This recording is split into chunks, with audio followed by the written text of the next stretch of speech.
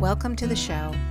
I'm Elizabeth Oakes Roach, and this is the show where we talk about modern civics. I really just came up with the idea for a podcast because up until recently, I worked in local government. As I talk with people, I notice how people want to get involved. They want to voice their concerns to local elected people, but don't know where to start or how or who to talk to, particularly women. Women want to be involved, but they're not sure where to start. And a lot of times we look to our husbands to know what the issues are or what to vote on. And everyone is busy. They mean to be involved. But we all work and we run the kids' errands, and the last thing we want to do in the evening is go to a school board meeting. I mean, we want to get home, get in our comfies, and eat dinner. We have the best of intentions. The other thing I notice is that people don't know where to start. They might go to church or to a social gathering where they're discussing an issue, or maybe they hear about some extreme legislation being proposed, and at the meeting they tell you to write your legislature or email your congressman, and you go, yeah, I'm going to do that. But email them, well, I don't know their email address, and I don't even know who I'm supposed to contact or who to write or who my congressperson is or who represents me. And then you get home and you go, oh, I'll do that next time. And that's usually how it goes. So who do you contact? How do you know how to get involved? Well, I'm going to break it down for you. Many people think that their congressmen and women and senators are the most important persons, and those are the folks you want to contact. And while that's true, it's mostly the local lawmakers that direct and impact the majority of things in our lives. What I mean by that are laws and ordinances, which are just a term for laws, are made by our local elected people. So your city councilmen and women and mayors are your first lawmakers. And so you've got your city lawmakers, and then you've got your county lawmakers, then your state lawmakers. Those are going to be your representatives and senators. And then the federal lawmakers, those are also your representatives and senators. I don't live within a city limit, so I live outside in the county.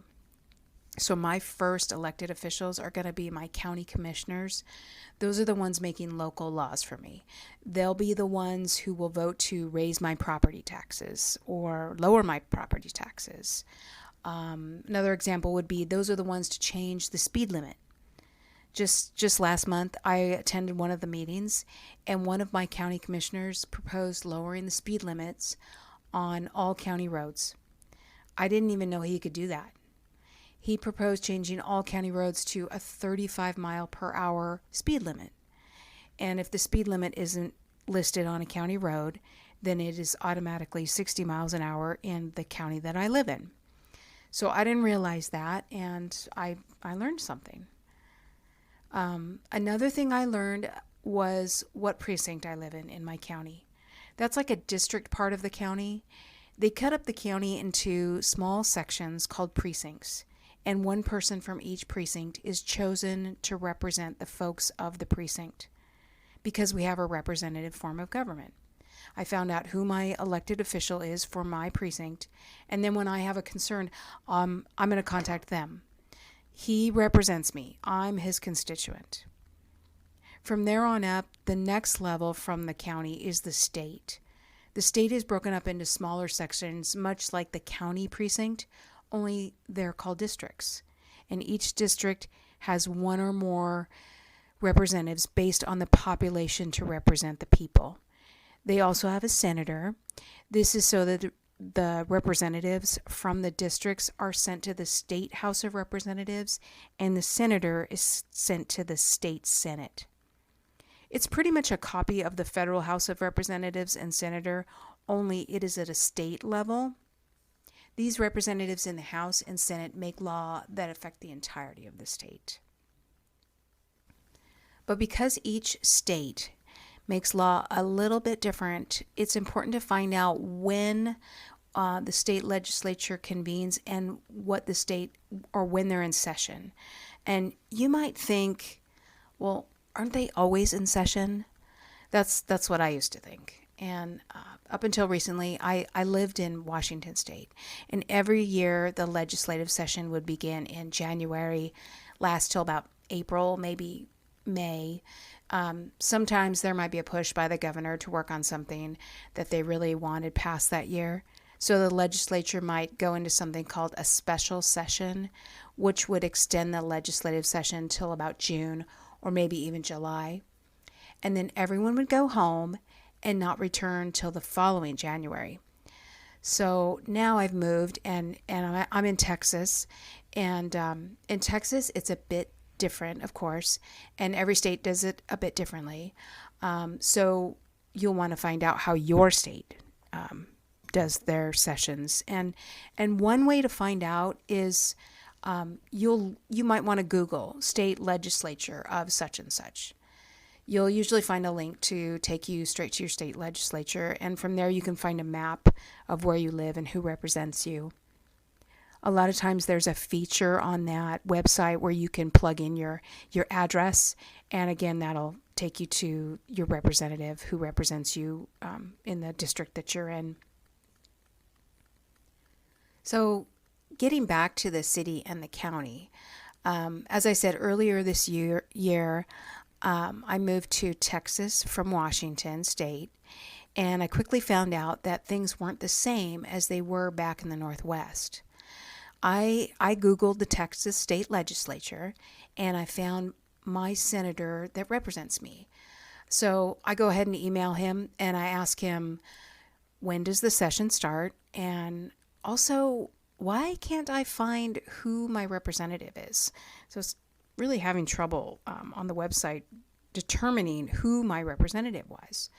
And one of his assistants emails me back, and she says, right now, the district doesn't have a representative.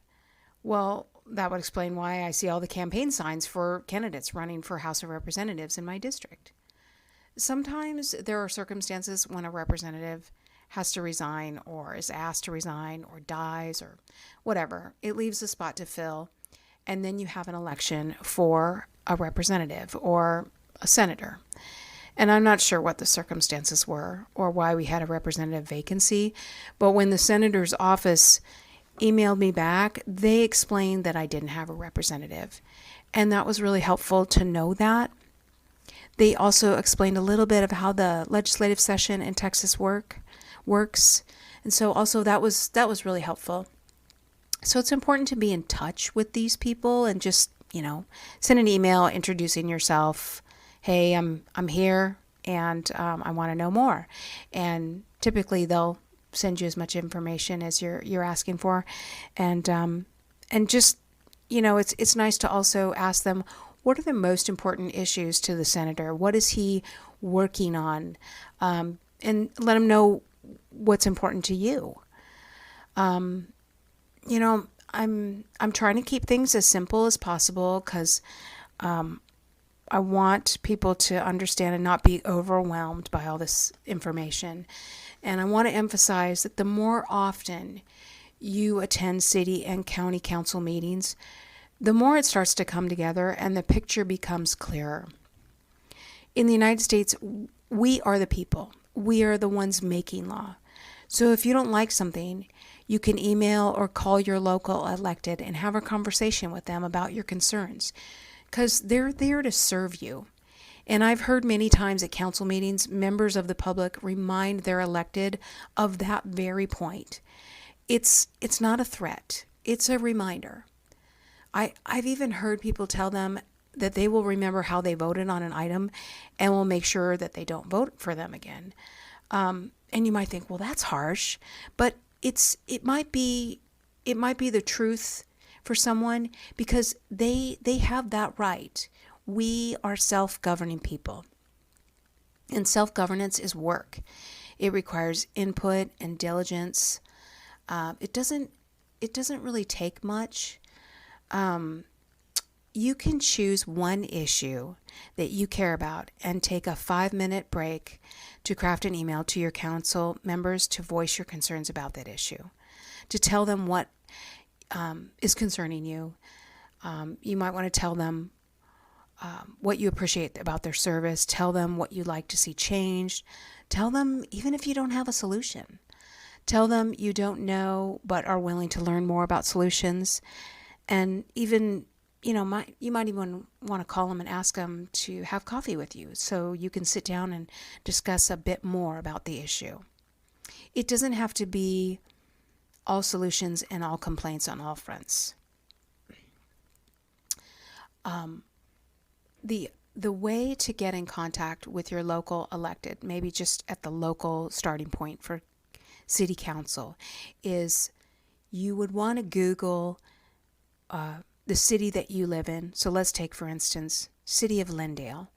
So you Google City of Lindale and you see the office of the mayor on top of the website, maybe the city council top of the website. A pull down menu is going to come up. It's going to give you the contact information and then more email addresses. And you might want to email them about an issue, or you might want to start by just going to your city council meeting, which is typically in the evening for maybe half an hour to maybe it can be a couple hours, just depends on what's on the agenda. And speaking of agenda, the agenda would also be on the city website under your county council meetings. So, it's just one thing I saw over and over again in local government was that the squeaky wheel gets the grease. And many times you get an activist who ends up making policy for everyone. And then one day you're having coffee with a neighbor and you hear about how the speed limit is now changed. And you think, well, I didn't vote to change that. And you realize that it wasn't up for a vote. It was something that was discussed at a meeting that you didn't know you should attend or even when to attend it. So if each citizen chose one thing to care about and discussed with their elected, imagine the change and the betterment of society that would be implemented if we all just took a few minutes to choose one issue and just let them know about that one issue, or send an email that takes 5 minutes. I hope that this information has helped you gain some understanding of where to start and how important it is to start somewhere. I hope that you've learned something. I really want to thank you for taking the time to get involved and to learn more about being involved in your local government, because it's so important. Thank you.